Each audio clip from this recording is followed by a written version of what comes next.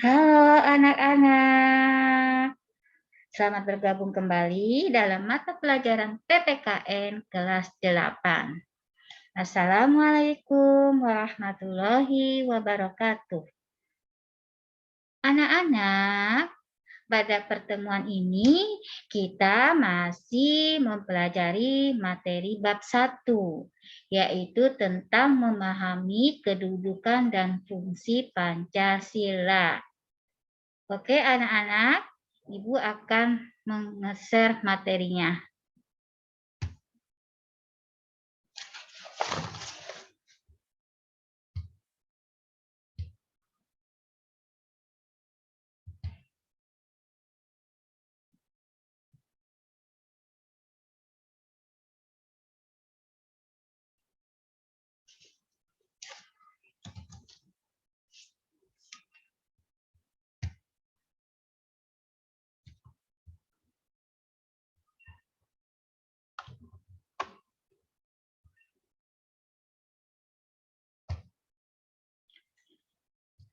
Pada bab 1, pertemuan yang lalu, kita membahas subbahasan yang B, yaitu makna Pancasila sebagai dasar negara dan pandangan hidup.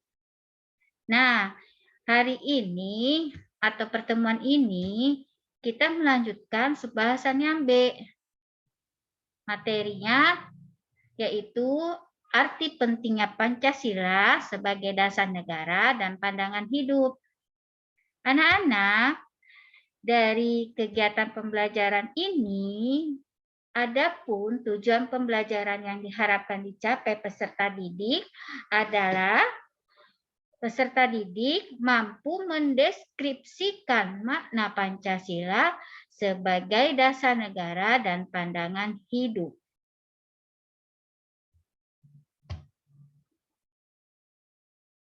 Anak-anak, sebelum kita masuk ke materi inti, marilah kita tengok latar belakang Pancasila sebagai dasar negara.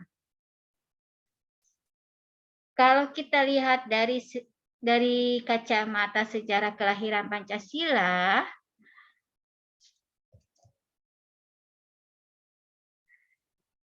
menjelang tahun 1944, Jepang mengalami kekalahan di berbagai front pertempuran di Asia Pasifik. Nah, waktu itu kan kita sebelum lahirnya Pancasila, kita dijajah oleh Jepang. Kondisi kita dijajah oleh Jepang. Nah, sementara rakyat Indonesia terus melakukan perlawanan di berbagai daerah terhadap penjajah. Nah, karena kondisi Jepang pada pertempuran Asia Pasifik mengalami kekalahan, ya, maka untuk menarik simpati rakyat Indonesia dan juga untuk mempertahankan sisa-sisa kekuatan penjajahan Jepang di Indonesia, dan juga untuk melaksanakan politik kolonialnya, maka Jepang memberikan sebuah janji kepada rakyat Indonesia dengan membentuk BPUPKI. Nah, anak-anak, pada tanggal 1 Maret 1945, Jepang membentuk BPUPKI. Nah, apa itu anak-anak BPUPKI? Adalah suatu badan penyelidik usaha-usaha persiapan kemerdekaan Indonesia, atau bahasa Jepangnya Dokuritsu Junbi Chosakai. Nah, anak-anak, sebenarnya ini BPUPKI dibentuk oleh Jepang bukan tujuan buat menghadiahkan kemerdekaan kepada Indonesia, tetapi buat kepentingan Jepang sendiri, ya. Jadi Jepang memberikan janji itu supaya Indonesia menaruh simpati dan memberi bantuan terhadap Jepang. Nah, gitu anak-anak. Jadi latar belakang kelahiran Pancasila yaitu diawali dengan pembentukan BPUPKI karena pada waktu itu kan kita dijajah Jepang, Jepang mengalami kekalahan di Perang Asia Pasifik dan membutuhkan bantuan, dukungan, ya, untuk juga untuk mempertahankan daerah jajahannya, sisa-sisa kekuatan jajahan di Indonesia. Selanjutnya, marilah anak kita lihat alur sejarah kelahiran Pancasila sebagai dasar negara. Nah, anak-anak perhatikan.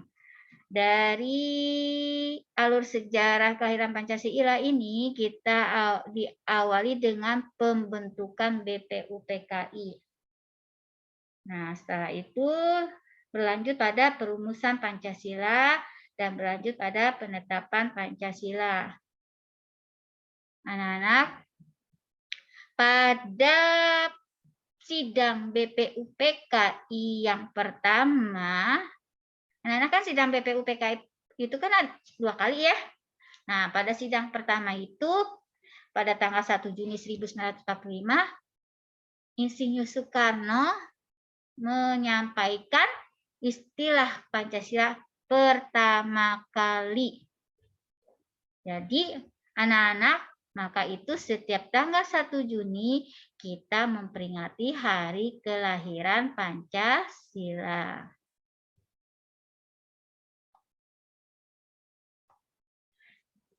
Sejak disahkannya Undang-Undang Dasar 1945 secara konstitusional, ya anak-anak, pada tanggal 18 Agustus 1945 oleh PPKI, maka dapat dikatakan Pancasila sebagai dasar negara, pandangan hidup, ideologi negara, dan ligatur dalam perkehidupan kebangsaan dan kenegaraan Indonesia. Ya, anak-anak. Jadi yang menetapkan, mengesahkan rumusan Pancasila yaitu oleh PPKI pada tanggal 18 Agustus 1945 dengan menetapkan dan mengesahkan Undang-Undang Dasar 1945.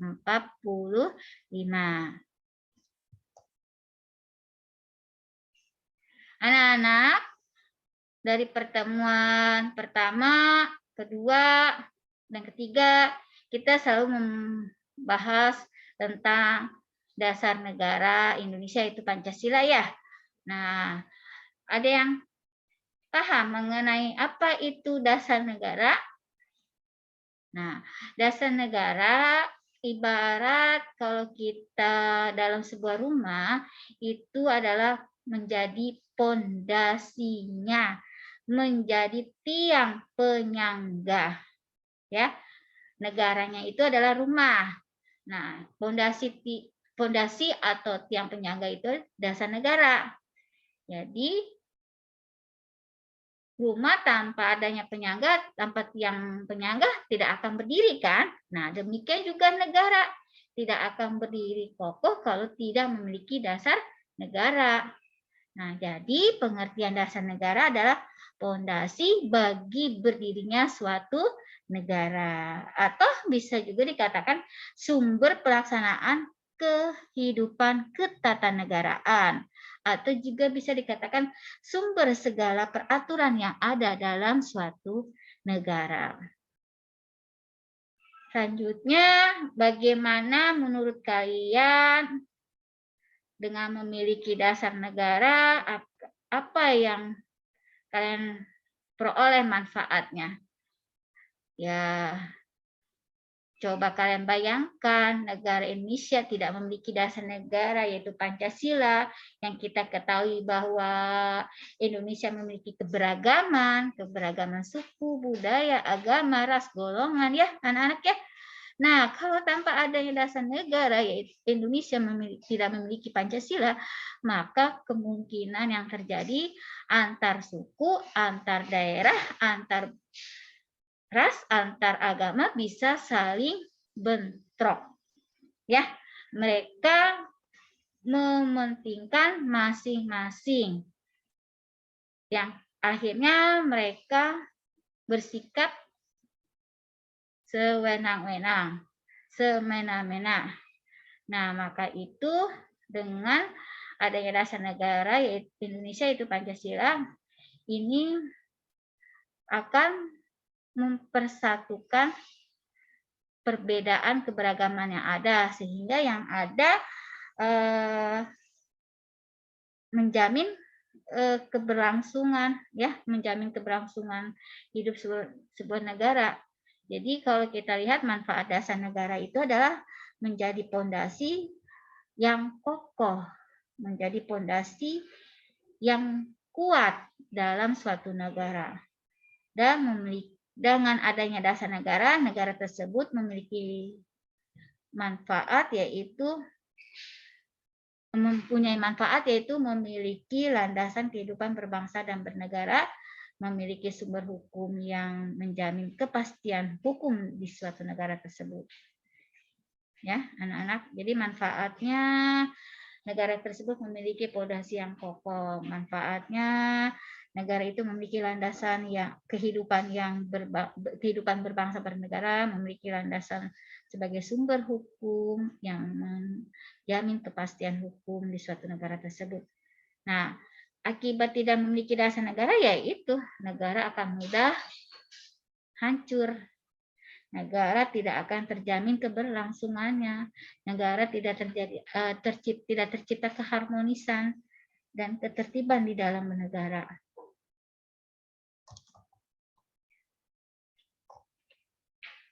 Rumusan Pancasila terdapat dalam alinea keempat pembukaan Undang-Undang Dasar Negara Republik Indonesia tahun 1945. Nah, anak-anak, mari kita buktikan. Lihat pembukaan Undang-Undang Dasar Negara Republik Indonesia tahun 1945 pada alinea keempat. Nah, ini anak-anak alinea keempat ya. Nah, perhatikan di sini ada ketuhanan, sila pertama ya, ketuhanan yang Maha Esa, sila kedua kemanusiaan yang adil dan beradab, sila ketiga persatuan Indonesia, sila keempat kerakyatan yang dipimpin oleh hikmat kebijaksanaan dalam permusyawaratan perwakilan, serta dengan mewujudkan suatu keadilan sosial bagi seluruh rakyat Indonesia. Nah, terbukti ya anak-anak ya, rumusan Pancasila yang sah terdapat di pembukaan Undang-Undang Dasar Negara Republik Indonesia tahun 1945. Oke, kita lanjutkan.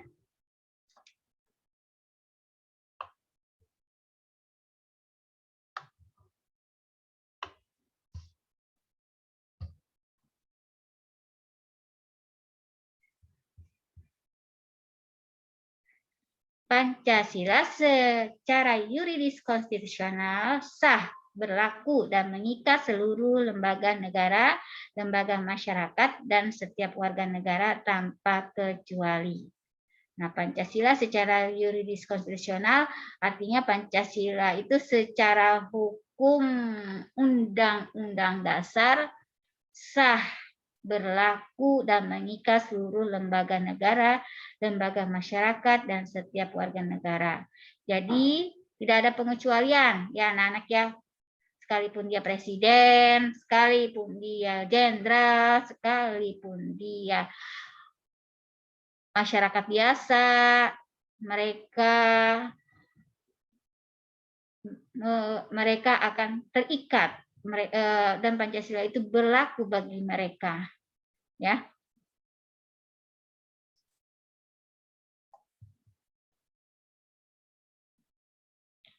Kedudukan Pancasila sebagai dasar negara dan pandangan hidup. Nah, anak-anak, karena Pancasila memiliki kedudukan sebagai dasar negara dan pandangan hidup, maka Pancasila itu wajib dilaksanakan oleh seluruh rakyat Indonesia secara utuh dan konsekuen. Artinya dilaksanakan secara menyeluruh. Kelima sila itu harus dilaksanakan secara menyeluruh, tidak boleh terpisah-pisah. karena kelima sila itu saling berkaitan. Sila pertama, yaitu ketuhanan Maha Esa, menerangi keempat sila yang lain. Nah, dalam pelaksanaan nilai-nilai Pancasila itu harus dilaksanakan secara menyeluruh. Kelima nilai sila itu harus dilaksanakan secara menyeluruh. Ya, anak-anak, secara utuh. Dan dilaksanakan secara konsekuen. Konsekuen itu artinya kita tidak mencampuri ideologi Pancasila dengan ideologi yang lain. Ya. Nah, karena Pancasila memiliki kedudukan sebagai dasar negara dan pandangan hidup, maka Pancasila juga sebagai norma hukum, ya, norma hukum yang mempunyai sifat memaksa atau imperatif. Artinya di sini bahwa Pancasila ini mengikat dan memaksa setiap warga negara untuk tunduk kepada Pancasila. Artinya di dalam bersikap, berperilaku, bertingkah laku dalam penyelenggaraan negara, ya, dalam itu harus sesuai dengan nilai-nilai Pancasila, tidak boleh bertentangan. Siapa yang bertentangan dengan Pancasila, maka ia akan dikenakan sanksi hukum.